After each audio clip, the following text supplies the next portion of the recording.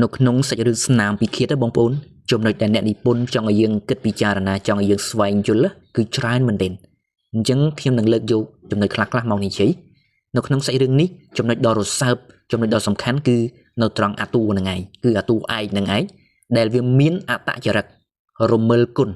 នៅក្នុងសាច់រឿងគឺគេបង្ហាញយើងបន្តិចប៉ុន្តែខ្ញុំមិនច្បាស់ថា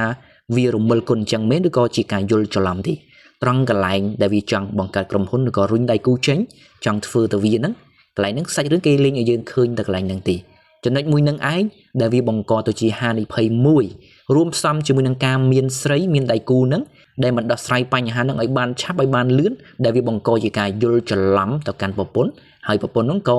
រកមិត្តភ័ក្តិដែលមិត្តភ័ក្តិនោះទៀតគឺជាចោរព្រៃទៅទៀតចឹងហើយរឿងអស់ហ្នឹងគឺវាប្រតិកលាគ្នាមែនទែនរឿងអស់ហ្នឹងគឺវាប្រតិកលាគ្នាមែនទេអញ្ចឹងចំណុចទី1ប្រសិនបើយើងខ្លាំងហើយបើយើងអស្ចារ្យហើយបើយើងខ្លាំងពិតមែនអស្ចារ្យពិតមែនវាអត់អីទេប៉ុន្តែចំណុចដ៏សំខាន់គឺរមិលគុណប្រសិនបើយើងមានភាពរមិលគុណគេក្តៅនឹងយើងហេតុអីក៏យើងរមិលគុណគេថាអាកពើវែងបឹងចំណុចហ្នឹងគឺចំណុចរសើបមែនទេហើយពាក់ព័ន្ធជាមួយនឹងបញ្ហាមានស្រីមានអីហ្នឹងគឺភាពមិនស្មោះត្រង់នឹងឯង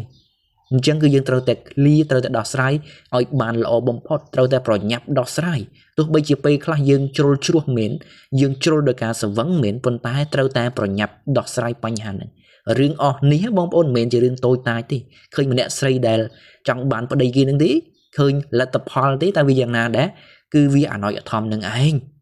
ហើយចំពោះរឿងដែលយល់ច្រឡំមិនថាជាបងប្អូនមិត្តភ័ក្តិដៃគូគ្រូប្តីប្រពន្ធអីទេរឿងបន្តិចបន្តួចពេលខ្លះរឿងយល់ច្រឡំខ្លះប្រសិនបើមិនប្រញាប់បកស្រាយមិនប្រញាប់ដោះស្រាយឲ្យបានត្រឹមត្រូវទេវាបង្កទៅជាបញ្ហាធំមែនទេដូច្នេះយើងគួរតែយករឿងនេះមកគិតពិចារណាហើយមានរឿងអីដោះស្រាយបានលឿនជួបមុខគ្នាជជែកវែកញែកឲ្យបានលឿនមិនអញ្ចឹងទេវាអាចនឹងបង្កទៅជារឿងដូចក្នុងសាច់រឿងនឹងអញ្ចឹងជាប់គាំង10 ឆ្នាំ